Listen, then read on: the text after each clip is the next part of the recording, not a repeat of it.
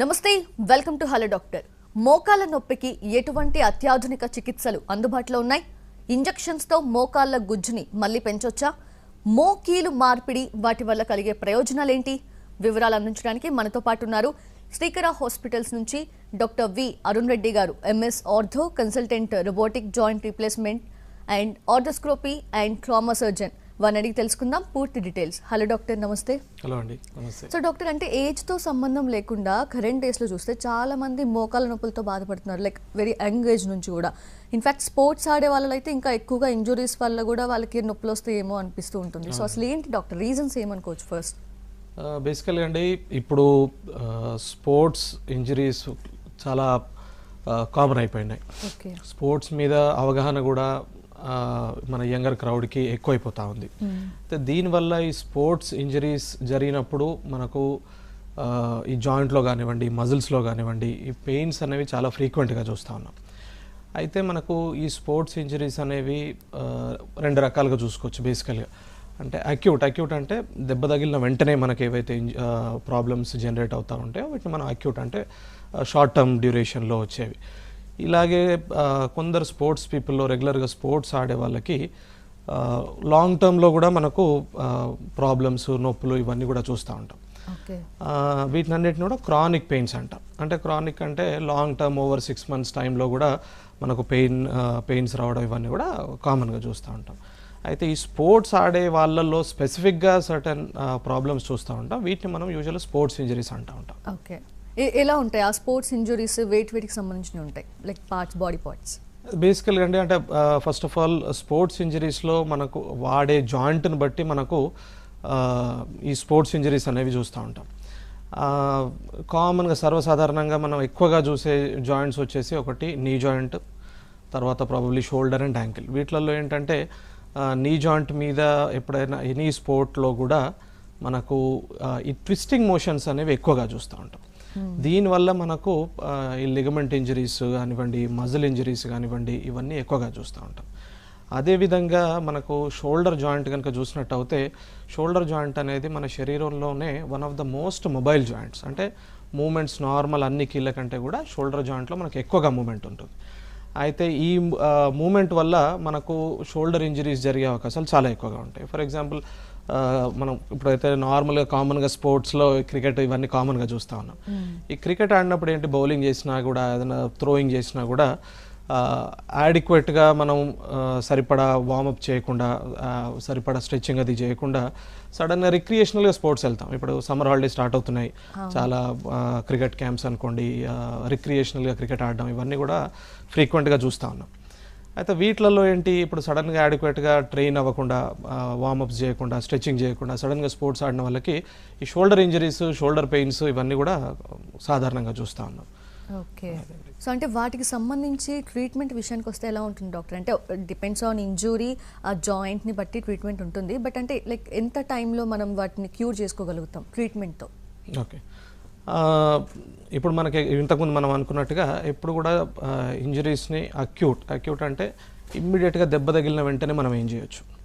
ఇప్పుడు for example ఎక్కడైనా sport ఆడుతున్నారు, ఎవరికైనా కూడా మోకాలే కానివ్వండి, యాంకిలే కానివ్వండి, షోల్డర్లో కూడా సడన్గా పెయిన్ స్టార్ట్ అయిపోయింది అంటే ఏం చేయొచ్చు.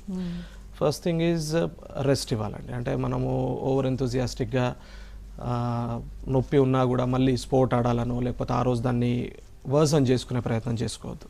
ఫస్ట్ థింగ్ రెస్ట్ ఇవ్వాలి. ఒకవేళ పాసిబిలిటీ ఉంది, మనకు అవైలబిలిటీ ఉంది అనుకుంటే ఐస్ ప్యాక్స్ కరెక్ట్గా ఐసింగ్ చేసినట్టు అయితే చాలా వరకు మనకు ఆ స్వెల్లింగ్ కానివ్వండి, మనకు ఎట్ ద సేమ్ టైం ఆ వాపు, నొప్పి ఈ రెండు కూడా సెటిల్ అయ్యే ఛాన్స్ ఉంటుంది.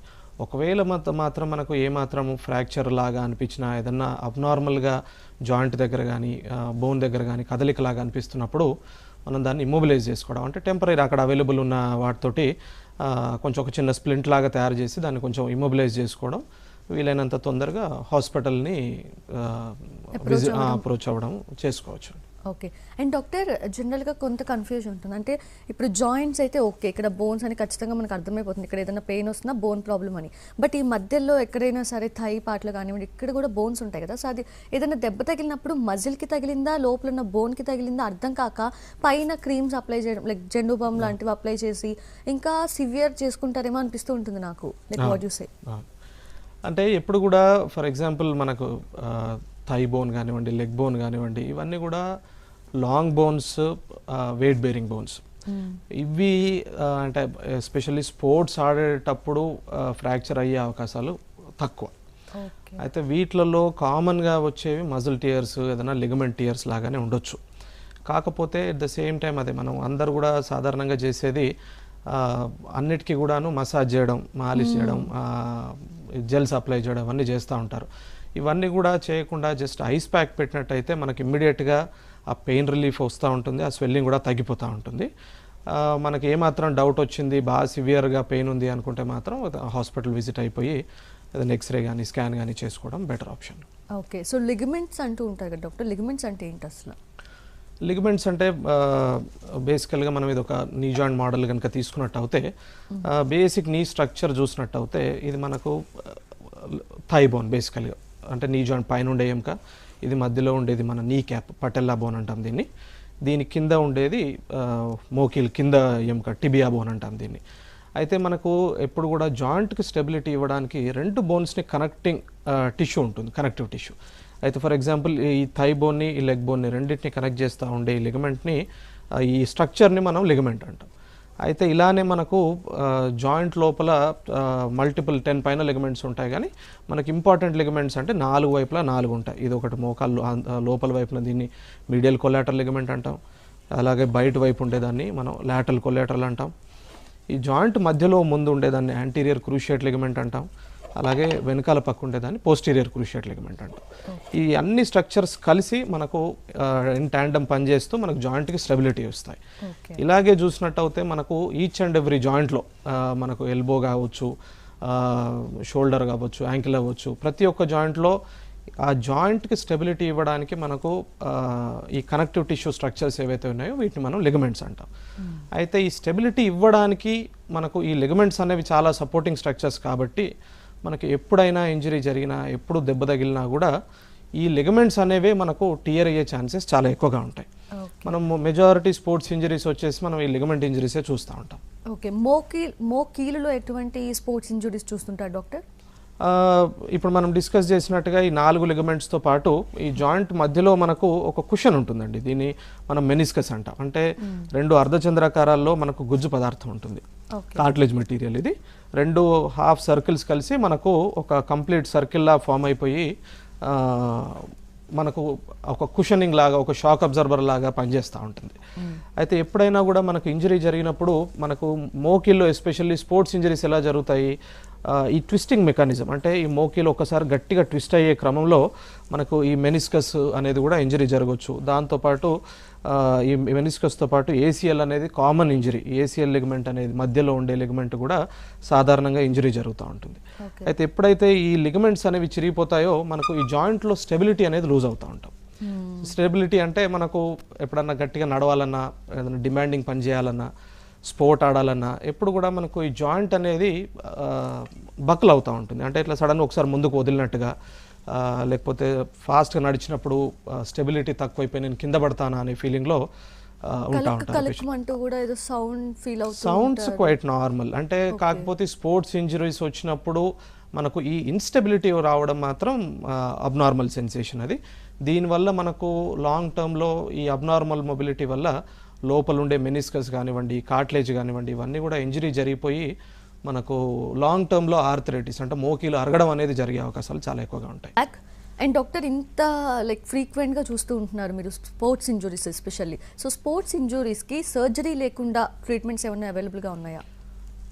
ఉన్నాయండి. మనకు మెజారిటీ స్పోర్ట్స్ ఇంజరీస్ వచ్చేసి సర్జరీ దానికి వెళ్ళవు. మెజారిటీ ఈ స్పోర్ట్స్ ఇంజరీస్ కానీ లిగమెంట్ ప్రాబ్లమ్స్ కూడా కన్జర్వేటివ్, అంటే మనం రెస్ట్ ఇవ్వడం, పెయిన్ మెడిసిన్స్ వేసుకోవడం, దానికి కొంచెం లిగమెంట్ హీల్ అవ్వడానికి సప్లిమెంట్స్ తీసుకోవడం, ఇవన్నీ చేసినట్టు అయితే మెజారిటీ స్పోర్ట్స్ ఇంజరీస్ అన్నీ కూడా హీల్ అయ్యే అవకాశాలే ఉన్నాయి. దీనికి వచ్చేసి లేటెస్ట్గా ఇప్పుడు మనకు ఒకటి ఈ ప్లేట్లెట్ రిచ్ ప్లాస్మా ఒకటి. ఈ ప్లేట్లెట్ రిచ్ ప్లాస్మాలో ఏమవుతుంది అంటే మన బ్లడ్లోంచి ఈ ప్లేట్లెట్ అనే కణాలని హై కాన్సన్ట్రేషన్లో చేసి మనకు ఈ ఇంజ్యూర్డ్ ఏరియాస్లో యూజువల్గా ఇన్ఫిల్ట్రేట్ చేస్తూ ఉంటాం, ఇంజెక్ట్ చేస్తూ ఉంటాం. దీనివల్ల ఏమవుతుందంటే ఈ ప్లేట్లెట్స్ నుండి మనకు గ్రోత్ ఫ్యాక్టర్స్ అనేవి ప్రొడ్యూస్ అవుతూ ఉంటాయి. దీనివల్ల మనకి ఎక్కడైతే ఇప్పుడు ఫర్ ఎగ్జాంపుల్ ఏదైనా మజిల్ టియర్ అవుతున్నాయి, ఇప్పుడు క్రానిక్గా వచ్చేసి ఏదైనా టెన్నిస్ ఎల్బో కానివ్వండి, ఏదైనా క్రానిక్ ప్లాంటర్ ఫేషియటిస్ కానివ్వండి, అంటే మనకు ఫుట్ పెయిన్స్లో కానివ్వండి, ఇటువంటి వాటిలలో మనకు ఈ ప్లేట్లెట్ రిచ్ ప్లాస్మా ఇంజెక్షన్స్ ఇవి చేసినట్టు అయితే కూడా మనకి హీలింగ్ అనేవి ఫాస్టర్గా అయ్యే ఛాన్సెస్ ఉంటా ఉన్నాయి. దీంతో పాటు మనకు ఈ మెడిసిన్స్, ఇంకా మోస్ట్ ఇంపార్టెంట్ వచ్చేసి ఫిజియోథెరపీ. ఈ ఎప్పుడైనా ఇంజరీ జరిగిన తర్వాత ఈ మనకు మజిల్ స్ట్రెంథనింగ్ ఎక్సర్సైజులు కానివ్వండి, జాయింట్ స్ట్రెంథనింగ్కి ఎక్సర్సైజెస్ ఇవన్నీ చేసినట్టు అయితే మెజారిటీ స్పోర్ట్స్ ఇంజరీస్ని మనం కన్జర్వేటివ్ అంటే సర్జరీ లేకుండానే మేనేజ్ చేసుకోవడానికి ఆస్కారం ఉంటుంది. ఓకే, మరి జాయింట్ ప్రిజర్వేషన్ అంటూ ఉంటారు కదా డాక్టర్, అదేంటి?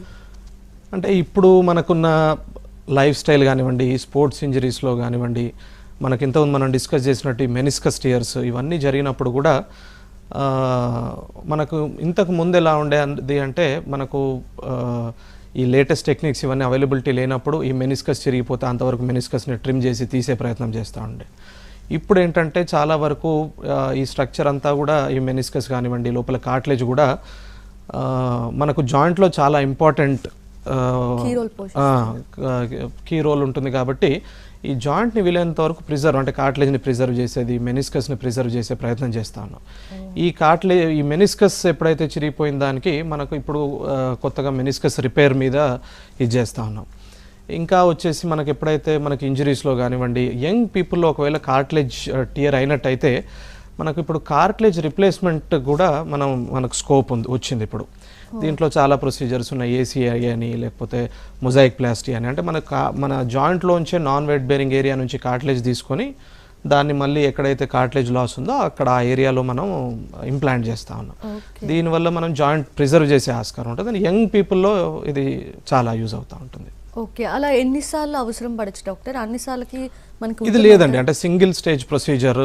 అంటే మనకు ఒకవేళ ఏసీఐ అంటాం, అంటే ఆటోలోగస్ కాండ్రోసైట్ ఇంప్లాంటేషన్ అనేది మనకు ఒకవేళ కార్ట్లేజ్ లాస్ అయినప్పుడు మనకు ఈ కాండ్రోసైట్ అంటాం, అంటే ఈ కార్ట్లేజ్ కణాలని ప్రాసెస్ చేసుకొని ఒక స్టేజ్ సర్జరీలో దాన్ని ల్యాబ్లో మళ్ళీ మనం దాన్ని హై కాన్సన్ట్రేషన్లో ఆ సెల్స్ ప్రాసెస్ చేసి తీసుకొని దాంట్లోనే మళ్ళీ ఇంప్లాంటేషన్ చేసినట్టు అవుతేనే సెకండ్ స్టేజ్ ప్రొసీజర్ అవసరం పడుతూ ఉంటుంది. ఒకవేళ లేదు అంటే మాత్రం మెజారిటీ స్టేజ్ అన్నీ కూడా సింగిల్ స్టేజ్ ప్రొసీజర్, అంటే వన్ టైంలోనే మనకు సర్జరీ అయిపోతూ ఉంటుంది. ఓకే, ఆర్థ్రోస్కోపీ అంటే ఏంటి డాక్టర్, అండ్ దీని అవసరం ఏ కేసెస్లో ఉంటుంది? బేసికల్గా ఆర్థ్రోస్కోపీ అంటే క్రూడ్గా చెప్పాలంటే కీహోల్ సర్జరీ. అంటే మనకు పొట్టకు ల్యాప్రోస్కోపీ అని చాలా అందరూ వింటూ ఉంటారు కదా, అట్లనే ఆర్థ్రోస్కోపీ అనేది జాయింట్లో కెమెరా పెట్టి మనం ఈ ప్రొసీజర్స్ కానీ ట్రీట్మెంట్స్ కానీ చేస్తే దీన్ని మనం ఆర్థ్రోస్కోపీ అంటాం. ఇది బేసికల్గా ఇట్స్ వెరీ సేఫ్ సర్జరీ. ఆర్థ్రోస్కోపీలో ఏంటి, మనకు మోకాలు చుట్టూ కానీ ఎనీ జాయింట్ చుట్టూ కూడా చిన్న స్టాబ్ ఇన్సిషన్స్, అంటే ఒక 5 mm కట్ పెట్టేసి లోపల మనకు ఇన్స్ట్రుమెంటేషన్ కానివ్వండి, లోపల లిగమెంట్ రిపేర్స్ దగ్గర నుండి దగ్గర ఇప్పుడు మనం డిస్కస్ చేసినట్టు కార్ట్లేజ్ ప్రాబ్లమ్స్ దగ్గర నుండి దగ్గర అన్ని ప్రాబ్లమ్స్ని కూడా మనం ఈ మధ్య ఎనీ జాయింట్ పెథాలజీని మనం ఆర్థ్రోస్కోపీలో సాల్వ్ చేసుకునే టెక్నాలజీ ఉంది. ఓకే, సో మ్యాక్సిమం స్పోర్ట్స్ ఇంజురీస్కి ట్రీట్మెంట్ అంటే సింపుల్గా అంటే లైక్ సర్జరీ లేకుండానే ఉంది మ్యాక్సిమం. మెజారిటీ వాటిలలో సర్జరీ అవసరం ఉండదు. Any major ligament injury, any major cartilage injury, లేకపోతే ఏదైనా మేజర్ ఇన్స్టెబిలిటీ జాయింట్స్లో అట్లా ఉన్నప్పుడు మాత్రం మనకు ఆపరేషన్ అవసరం పడతా ఉంటుంది. ఓకే, మరి నీ రీప్లేస్మెంట్ అనేది ఏ కేసెస్లో అవసరం అవుతుంది డాక్టర్? యూజువల్లీ అండి నీ రీప్లేస్మెంట్ అంటే ఇప్పుడు ఇంతకుముందు మనం చూసినట్టుగా నీ జాయింట్ చుట్టూ కూడా మనకు కార్ట్లేజ్ అనేది ఉంటుంది. కార్ట్లేజ్ అనేది మనకు సాఫ్ట్గా ఉన్నప్పుడు మనకు ఆ ఫ్రిక్షన్ ఉండదు, దానివల్ల మూమెంట్స్ ఈజీగా ఉంటాయి, దానివల్ల పెయిన్లెస్ మూమెంట్స్ ఉంటాయి జాయింట్లో. అంటే వేరియస్ కారణాలు ఉండొచ్చు. సర్వసాధారణంగా కామన్గా చూసేది ఏజ్ రిలేటెడ్ ఆర్థరైటిస్, దీన్ని మనం ఆస్టియో ఆర్థరైటిస్ అంటూ ఉంటాం. అదేవిధంగా any kind of pathology, rheumatoid arthritis అవ్వచ్చు, లేకపోతే సోరియాసిస్ వల్ల అవ్వచ్చు, ఇంకేదన్నా ఆర్థరైటిస్లో గౌటీ ఆర్థరైటిస్ అవ్వచ్చు. వీటన్నిటిలో కూడా మనకు ఆటో ఇమ్యూన్ ప్రాబ్లమ్స్ వల్ల, అంటే మన కీలుకు అగెయిన్స్ట్గా మన ఇమ్యూనిటీ పనిచేయడం వల్ల కీలు అరగడం అవుతూ ఉంటుంది. వీటన్నిటిలో కూడా మనకు కార్టిలేజ్ అరగడం వల్ల మనకు జాయింట్ పెయిన్ స్టార్ట్ అవుతాయి. ఇట్లా మనకు ఏజ్ రిలేటెడ్ వల్ల కానివ్వండి, పెథాలజీ వల్ల కీలు అరిగిపోయినప్పుడు మాత్రమే మనకు లాస్ట్ స్టేజ్ ఆఫ్ ఆర్థరైటిస్లో మనం జాయింట్ రిప్లేస్మెంట్ అనేది సజెస్ట్ చేస్తూ ఉంటాం. లేకంటే డాక్టర్ కాలు తీసి కాలు పెట్టలేరంటారు, అసలు నడవలేమంటారు, ఎక్కలేమంటారు, అలాంటి కేసెస్. సో లాస్ట్ స్టేజ్ అంటే లాస్ట్ స్టేజెస్ అంతే అండి. దగ్గర కంప్లీట్ కార్టిలేజ్ అనేది వీర్ అయిపోయి 2 బోన్స్ తగులుకొని మనకు రాపిడ్ అవుతున్నప్పుడు మనం దాన్ని లాస్ట్ స్టేజ్ కిందకి పరిగణిస్తాము. దాంట్లో కూడా మనకు లాస్ట్ స్టేజ్ అనేది మనకు ఎక్స్రేలో చూసినప్పటికి కూడా మనకు ఎనీ పేషెంట్ మనకు ఒక 1/2 కిలోమీటర్ మించి నడవలేకపోవడం, లేకపోతే ఈ నొప్పి వల్ల రాత్రి నిద్ర సరిగ్గా పట్టలేకపోవడం, మనం రోజు చేసుకునే పనులు అంటే ఈ చిన్న పనులు ఏదైనా బయటికి వెళ్ళి ఏదైనా కూరగాయలు తెచ్చుకోవడం కానివ్వండి, ఒక 1/2 కిలోమీటర్ కూడా నడవలేకుండా చిన్న ఏదైనా గెంటాలనుకున్నా కూడా మనం ఇది చేయలేకపోవడం, ఇటువంటి ప్రాబ్లమ్స్ వచ్చినప్పుడు మాత్రమే మనం దాన్ని నీ రిప్లేస్మెంట్కి సజెస్ట్ చేస్తూ ఉంటాం. ఓకే, తక్కువ వయసు ఉన్న వారికి కూడా ఎప్పుడైనా చేసిన సందర్భాలు ఉన్నాయా doctor knee replacement? Knee replacement ఉన్నాయండి. ఇప్పుడు మనం ఇంతకుముందు డిస్కస్ చేసినట్టుగా ఫర్ ఎగ్జాంపుల్ ఇప్పుడు రొమటాయిడ్ ఆర్థరైటిస్ ఉంది. ఈ రొమటాయిడ్ ఆర్థరైటిస్ అనేది ఒక యంగ్ పీపుల్లో స్టార్ట్ అయినప్పుడు maybe early 40s mid 40s వచ్చేసరికి కూడా కొందరికి కీలు అనేది బాగా అరిగిపోయి నొప్పులు అనేవి విపరీతంగా అవుతూ ఉంటాయి. దానివల్ల కూడా మనకు అటువంటి వాళ్ళకు మనం సర్జరీ సజెస్ట్ చేస్తూ ఉంటాం. ఇంకా అన్ఫార్చునేట్గా ఏదన్నా యంగ్ ఏజ్లో యాక్సిడెంట్స్, ట్రామా, ఇంజరీస్ జరిగిపోయి జాయింట్ పాడైపోయిన వాళ్ళు ఉంటారు. ఇటువంటి వాళ్ళు ఒకనొక స్టేజ్ వచ్చిన తర్వాత ఇంకా లైఫ్ స్టైల్లో బాగా మార్పులు వచ్చేసి అసలు ఏ పని చేసుకోలేకుండా, అంటే ఎస్పెషల్లీ నొప్పి చేయడం వల్ల, నొప్పి వల్ల ఏ పని చేయలేకపోతున్నప్పుడు మనం జాయింట్ రిప్లేస్మెంట్ అనేది వెళ్ళే ఆస్కారం ఉంటుంది. ఒకవేళ డాక్టర్ లాస్ట్ స్టేజ్లో కనుక పేషెంట్ డాక్టర్ దగ్గరికి రాకుండా కొంచెం ఎర్లీ స్టేజ్లోనే వస్తే నీ రీప్లేస్మెంట్ని మనం అవాయిడ్ చేయగలుగుతామా డాక్టర్? ఎస్ అండి. అంటే ఎప్పుడు కూడా నీ రిప్లేస్మెంట్ అంటే knee replacement is after last stage. That మనం ఇంతకుముందు డిస్కస్ చేసినట్టుగా ఏ పని చేయలేకపోవడం, ఎక్కువ దూరం తిరగలేకపోవడం, అప్పుడే మనం నీ రిప్లేస్మెంట్ అనేది సజెస్ట్ చేస్తూ ఉంటాం. ఒకవేళ మనకు ఎర్లీ స్టేజ్లో వచ్చినట్టు అవుతే కనుక దీనికి కూడా మెడిసిన్స్ అంటే కాంట్రోప్రొటెక్టివ్ డ్రగ్స్ అంటాం. అంటే వీటిని డయాసిరిన్ కానివ్వండి, గ్లూకోజమైన్ టాబ్లెట్స్ లాంటివి మార్కెట్లో అవైలబుల్ ఉన్నాయి. ఇవన్నీ వేసుకున్నట్టు అయితే కూడా మనకి కార్టిలేజ్ వియర్ అనేది చాలా వరకు తక్కువ చేసుకోవచ్చు. ఇంకా మోస్ట్ ఇంపార్టెంట్, ఇప్పుడు మనకున్న ఈ సెడెంటరీ లైఫ్ స్టైల్లో మనం తరచుగా నెగ్లెక్ట్ చేసేది మన బాడీ వెయిట్ అవి ఉండొచ్చు, బిఎంఐ ఉండొచ్చు. వీటన్నిటి వల్ల ఏంటంటే మనకు ఈ జాయింట్స్ మీద ప్రెషర్ ఎక్కువ పడుతూ ఉంటుంది. దీనివల్ల కూడా మనకు కీలు అనేవి తొందరగా అరగడం, మనకు నొప్పులు తొందరగా ఎర్లీ స్టేజ్లో ఆర్థరైటిస్ రావడం అనేది చూస్తూ ఉన్నాం. ఓకే, కంప్యూటర్ నావిగేషన్ అనేది వింటున్నాం అంటే ఏంటి డాక్టర్ అసలు? ఇప్పుడు బేసికల్గా నీ రిప్లేస్మెంట్ అంటే బిఫోర్ మనకు కంప్యూటర్ నావిగేషన్ గురించి తెలుసుకునే ముందు ఒకసారి అసలు బేసికల్గా నీ రిప్లేస్మెంట్లో ఏం చేస్తాం అనేది ఒక ఐడియా తీసుకుందాం. బేసికల్గా ఇది మన థై బోన్ అయినట్టు అయితే ఇది కింద మనకు మోకిల్ కింద టిబియా బోన్ అంటాం. బేసికల్గా ఏమవుతుంది, మనకు ఈ ఆర్థరైటిస్లో ఎండ్లో ఉండే కార్టిలేజ్ గుజ్జంతా కూడా అరిగిపోతూ ఉంటుంది. ఈ అరిగిపోయిన గుజ్జును మనం ఏం చేస్తాము, ఇప్పుడు సర్జరీ టైంలో అరిగిపోయిన కార్టిలేజ్ కానివ్వండి, బోన్ కానీ అన్నీ తీసేసి పైన ఒక మెటల్ క్యాప్ వస్తుంది, టిబియా ఫిమోరల్ ఇంప్లాంట్ అంటాం. అదే అట్ ద సేమ్ టైం కింద మోకిల్ సైడ్ నుండి కూడా అరిగిపోయిన కార్టిలేజ్ అంతా వియర్ అయిన కార్టిలేజ్ తీసేసి కింద ఒక మెటల్ క్యాప్ వస్తూ ఉంది. ఇప్పుడు మధ్యలో మనకు నార్మల్ కార్టిలేజ్ ప్లేస్లో ఈ ప్లాస్టిక్ అంటే పాలిథిలిన్ ఇన్సర్ట్ వస్తుంది. ఇప్పుడు మళ్ళీ మనం దాన్ని రీప్లేస్ చేసినట్టు అయితే 2 బోన్స్కి మధ్యలో ఎక్కడ కాంటాక్ట్ ఉండదు. సో మనకు ఆ నొప్పి అనేది తగ్గిపోయి మనకు నడక అనేది ఫ్రీగా అవుతూ ఉంటుంది. అయితే ఇది మనం యూజువల్గా మన హ్యూమన్ ఐ తోటి మనకి ఇన్స్ట్రుమెంట్స్ తోటి చేస్తూ ఉంటాం. దీంట్లో మనకేంటి ఏదైనా హ్యూమర్ ఎర్రర్ వచ్చే ఛాన్సెస్ ఉంటాయి. అందుకని మనకు ఇప్పుడు ముందు కంప్యూటర్ నావిగేషన్ వచ్చింది. కంప్యూటర్ నావిగేషన్లో ఏంటి, మనకు లోపల ఉండే క్యాలిక్యులేషన్స్ కానివ్వండి, అంటే ఎంత బోన్ తీసేయాలా, ఎంత డిఫార్మిటీని మనం కరెక్ట్ చేయాలా అనేది కంప్యూటర్ సజెస్ట్ చేస్తుంది. దాన్ని మనం హ్యూమన్గా మనం ఇంప్లిమెంట్ చేస్తాం. ఇప్పుడు లేటెస్ట్గా వచ్చింది robotic knee replacement surgery. Robotic knee రిప్లేస్మెంట్లో అట్ ద సేమ్ టైం మనకి ఇదైతే నావిగేషన్లో మనకు ఏవైతే ఎంత డిఫార్మిటీ ఉంది, ఎంత కట్ చేయాలి, ఇవన్నీ కూడా మనకు ఎలాగైతే తెలుస్తుందో, ఈ రోబోటిక్ దాంట్లో ఏమవుతుంది అంటే మనకు ఆ కట్స్ కానివ్వండి, లోపల ఎంత డిఫార్మిటీ ఏదైతే బోన్ తీయాలన్నా, కార్టిలేజ్ తీయాలన్నా, ఈ లోపల ఉండే లిగమెంట్స్ని రిలీజ్ చేయాలన్నా, ఇవన్నీ కూడా మనకు రోబోటిక్ ఆర్మ్ చేస్తూ ఉంటుంది. సో వీటిలలో మనకి ఏంటంటే ప్రిసిషన్ ఎక్కువ ఉంటుంది. అంటే లైక్ అడ్వాంటేజెస్ ఎక్కువ ఉన్నాయి అనుకోవచ్చు రోబోటిక్ సర్జరీతో. కైండ్ ఆఫ్ అంటే ఏ పేషెంట్ కైనా సరే డాక్టర్ మనం ఈ రోబోటిక్ సర్జరీ చేయొచ్చు అంటారా, అంటే కీళ్ళ నొప్పులతో బాధపడే వాళ్ళకి? ఎనీ పేషెంట్ మనకు need replacement surgery indicated patient ఎవరికైనా కూడా మనం రోబోటిక్ నీ రీప్లేస్మెంట్ అనేది ప్లాన్ చేసుకోవచ్చు. ఓకే, మాక్సిమం కేసెస్లో ఈ రోబోటిక్ సర్జరీని మీరు సజెస్ట్ చేస్తున్నారు డాక్టర్? ఇప్పుడున్న సినారియోలో మనం ఇప్పుడు Srikar hospital one of the leading centres for robotic knee replacement surgery. అయితే మాకు రోబోటిక్ నీ రీప్లేస్మెంట్ తోటి అయితే రిజల్ట్స్ అనేవి చాలా బాగున్నాయి. అంటే ముందు కన్వెన్షనల్ అంటే మనం చేసిన దానికంటే కూడా రోబోటిక్కి ఇట్ హ్యాస్ సర్టన్ అడ్వాంటేజెస్. ఏమవుతుంది, మనం ఎప్పుడు కూడా రోబోటిక్ నీ రీప్లేస్మెంట్ ప్లాన్ చేసినప్పుడు మనకు ఎంతైతే కట్ అవసరమో మనకు అంతే కట్ చేస్తూ ఉంటాం. అంటే స్కిన్ ఇన్సిషన్ దగ్గర నుండి మొదలు పెట్టుకుంటే మనకు అన్నెసెసరీగా ఓవర్ కట్ చేయడం స్కిన్ని, అట్ ద సేమ్ టైం మనకు ఈ కంప్యూటర్ తోటి చాలా ప్రిసైజ్గా కట్స్ ఉంటాయి కాబట్టి మనకు మినిమల్ కట్స్ తోటే మనం సర్జరీ అనేది చేయడానికి ఉంటుంది. దీంతో ఈ కట్స్ కానివ్వండి, లాస్ట్కి మనకి డిఫార్మిటీ అంటే యూజువల్గా కీలు అరిగిన తర్వాత కొంచెం డిఫార్మిటీ అనేది చూస్తూ ఉంటాం.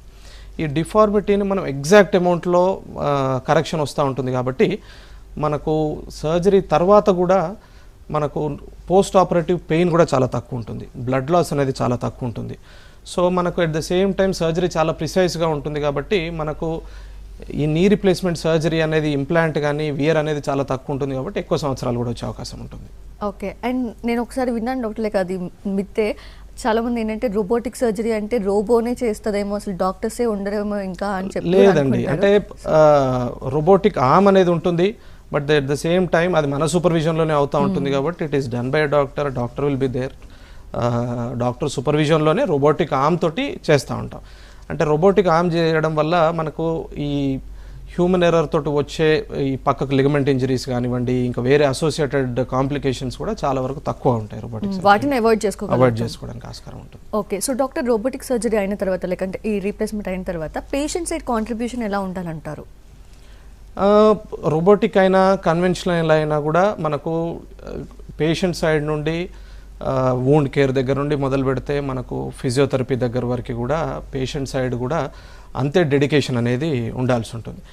ఎప్పుడైతే మనకు నీ రీప్లేస్మెంట్ సర్జరీ చేసినప్పుడు మనకి డిఫార్మిటీని అనేది మనం అక్యూట్గా కరెక్షన్ చేస్తూ ఉంటాం. దీనివల్ల ఏంటి అంటే ఒక సైడ్ లిగమెంట్స్ లూజ్గా ఉండడం, ఒక సైడ్ లిగమెంట్స్ టైట్గా ఉండడం, ఇవన్నీ చూస్తూ ఉంటాం. దీనివల్ల అట్లీస్ట్ ఒక 3 to 4 weeks ఫిజియోథెరపీ అనేది కరెక్ట్గా చేసినట్టయితే మనకి జాయింట్ రిప్లేస్మెంట్ సర్జరీకి రిజల్ట్స్ బాగా వస్తాయి. Okay, we have a caller doctor Ramareddy గారు బాపట్ల నుంచి. నమస్తే అండి రామరెడ్డి గారు, డాక్టర్ గారితో మాట్లాడండి. నమస్తే అమ్మా. హలో అండి, చెప్పండి. నమస్తే సార్. చెప్పండి సార్. సార్ నాకు 8 years బ్యాక్ మోకాళ్ళు నాకు తెలియకుండానే కింద పడిపోయాను. Okay sir. అంటే కాలు రైట్ హ్యాండ్ ఇట్లా ఊపటం వల్ల లెఫ్ట్ మోకాళ్ళు డిస్లోకేట్ అయింది. ఓకే. అప్పుడు డాక్టర్ దగ్గరికి వెళ్తే వాళ్ళు ఏదో చేశారు, ఆటో గుంటూరు వెళ్ళి చూపించుకున్నాను. Okay sir. మీరు ఒక 10 days కాలు కదకుండా అట్లా పెట్టండి అన్నారు. Okay sir. అట్లా పెట్టిన తర్వాత ఒక 4 months కంటిన్యూ అయినా కూడా నాకు అది వాళ్ళు సరిగ్గా ట్రీట్మెంట్ చేయలేదన్నమాట. తర్వాత అది వేరే డాక్టర్ దగ్గరికి వెళ్తే అక్కడ కార్టిలేజ్ అనేది డ్యామేజ్ అయిందండి. ఓకే. కాబట్టి మీరు దాన్ని ఆపరేషన్ చేయాలని చెప్పారు. ఓకే. ఈ 8 years లో నేనేం దాన్ని నాకు వాకింగ్ అంతా బాగానే ఉంది, నొప్పి ఏం లేదు కాబట్టి నేను బాగానే తిరుగుతున్నాను. ఓకే. ఒక 8 years లో 4 or 5 times ఏంటంటే మళ్ళా ఎముక తొలగిందనమాట, పక్కకి వెళ్ళింది. ఓకే. ఏదన్నా బండి ఎక్కేటప్పుడు, బండి నుంచి దిగేటప్పుడు అట్లా పక్కకి వెళ్ళింది అనమాట. మళ్ళా నేనే సరి చేసుకున్నాను. ఓకే. మళ్ళా అప్పుడు డాక్టర్ దగ్గరికి వెళ్తే మీకు అదేనండి కార్టిలేజ్ డ్యామేజ్ అయింది, అది మీకు ఆపరేషన్ లేకుండా MRI స్కాన్ తీసి అది ఇంజెక్ట్ చేస్తామండి, సరిపోయితే అప్పుడు మీకు అలా ఎముక తొలగదు, పక్కకి బాగానే ఉండదని చెప్పారు. కరెక్టే అంటారా సార్? అదే అండి, అంటే ఇప్పుడు మీరు చెప్పేదాన్ని బట్టి అయితే లోపల లిగమెంట్ ఇంజరీ ఉంది అన్నట్టుగా అనిపిస్తూ ఉంది. ఒకసారి లేటెస్ట్ MRI ఏదన్నా చేయించుకుని ఉంటే ఒకసారి ఎంఆర్ఐ తీసుకొని ఒకసారి హాస్పిటల్ అన్న విజిట్ అవ్వండి, లేదంటారా ఒకసారి డైరెక్ట్ అన్నారండి ఒకసారి ఎవాల్యుయేట్ చేసుకున్న తర్వాత అయినా మనం దానికి ఎట్లా నెక్స్ట్ బెస్ట్ ట్రీట్మెంట్ ఏం చేయగలుగుతాం అనేది సజెషన్ ఇవ్వడానికి ఛాన్స్ ఉంటుంది. Right, thank you so much doctor Arun గారు. Thanks for all the awareness. Thanks for having me అండి. ఇది వాళ్ళ హలో డాక్టర్. నమస్తే.